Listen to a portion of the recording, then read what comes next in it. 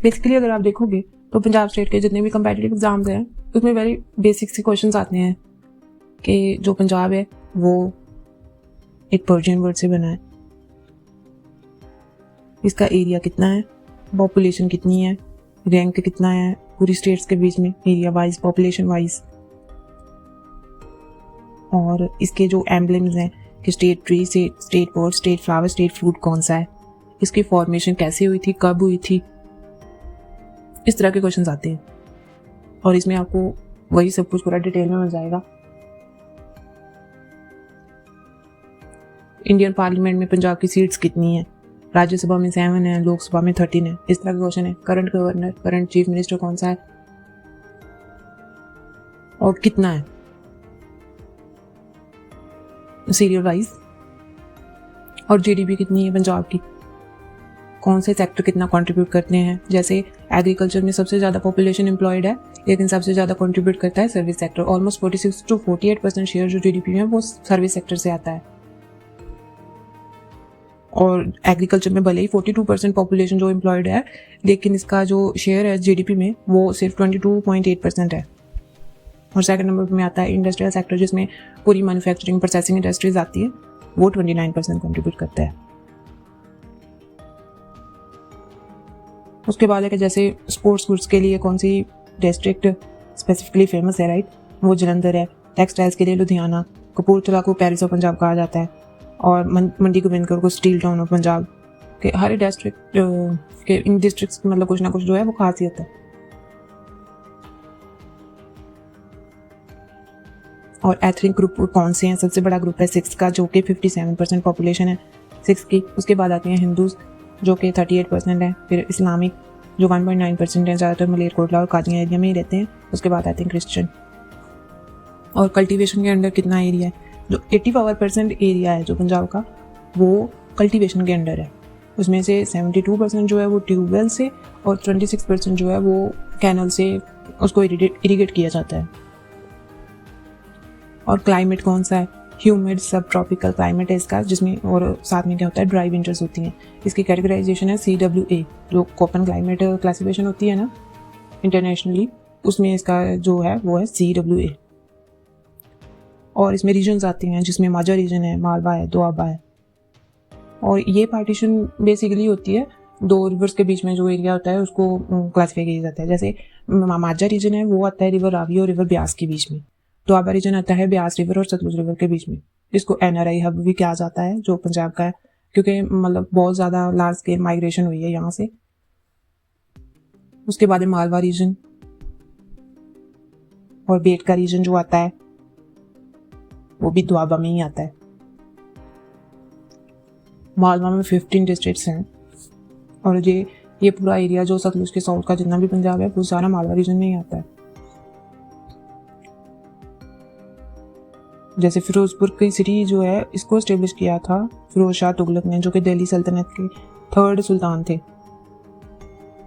और सबसे पहले गुरु जो जिन्होंने मतलब जहाँ पर मालवा रीजन का टूर किया था वो थे गुरु हरगोबिंद जी।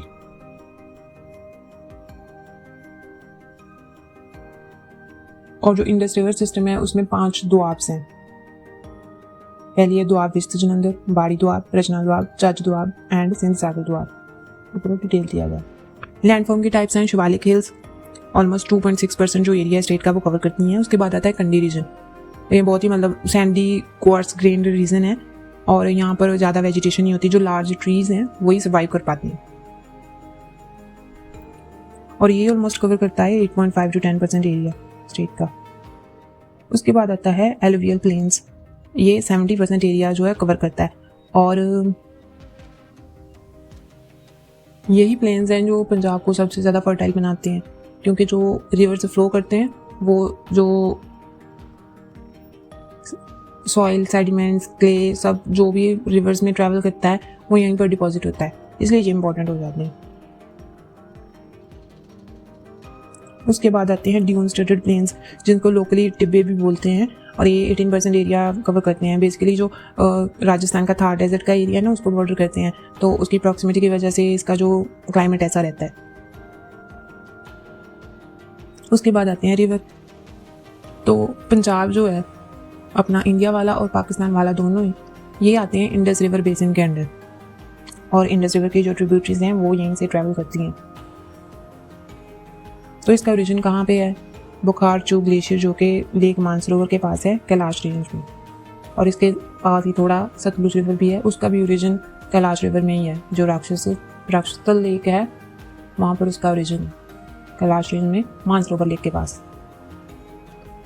और इंडिया में जो स्पेसिफिकली जो लेह डिस्ट्रिक्ट है लद्दाख की, वहाँ पर से ट्रैवल करता है और एंटर करता है देमचोक जगह का नाम है वहाँ पर इंडिया में। और जो 5 जो पंजाब का नाम, जहाँ पर पंजाब का नाम जिनसे रखा गया है ना, Punjab means land of 5 reverse, वो इसकी लेफ्ट बैंक ट्रिब्यूटरीज हैं, जिसमें झेलम, चेनाब, रावी, ब्यास, सतलुज ये सारे आते हैं।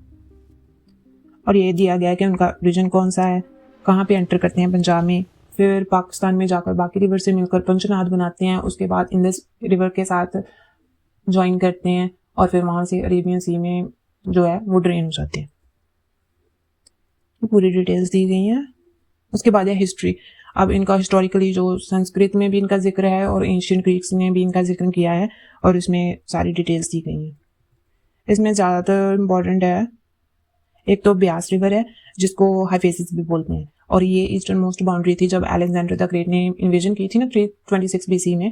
तो ये मीन्स के इससे आगे नहीं जा पाए थे वो, उनके सैनिकों ने म्यूटनी कर दी थी कि इसके आगे नहीं जाएंगे हम, तो फिर उन्हें वापस जाना पड़ा था। और एक इम्पॉर्टेंट है रावी रिवर जिसको हाइड्राउट्स भी बोलते हैं, और यहाँ पर हुई थी बैटल ऑफ 10 किंग्स। जो बारता क्लैन के सूदास किंग थे, उन्होंने जो बाकी 10 किंग्स थे उनकी जो कॉन्फेडरेशन बनी थी जिनको लीड कर रहे थे पुरु ट्राइब, उनको डिफीट किया था, और फिर ये कुरुक्षेत्र में सेटल हो गए थे, वहीं से कुरु किंगडम का जो जन्म हुआ था। उसके बाद है झेलम रिवर, इसको हाइडेस्पस भी बोलते हैं, और यहाँ पर अलेक्जेंडर द ग्रेट की फाइट हुई थी किंग पोरस के साथ। बल्कि भले ही उन्हें हरा दिया था किंग पोरस को, लेकिन फिर उन्होंने क्या किया, अलेक्जेंडर ने उन्हें रीइंस्टेट कर दिया एज हिज सैट्रैप। और ये मेजर कंस्ट्रक्शंस हैं, इसमें ज़्यादा आ जाती हैं, और रावी, ब्यास और सतलुज वाली ज़्यादा हैं क्योंकि ये पंजाब में से फ्लो करते हैं, तो इस पर कौन सी चीज़ मतलब डैम कंस्ट्रक्शंस हुई हैं वो सारी इंपॉर्टेंट हो जाती हैं।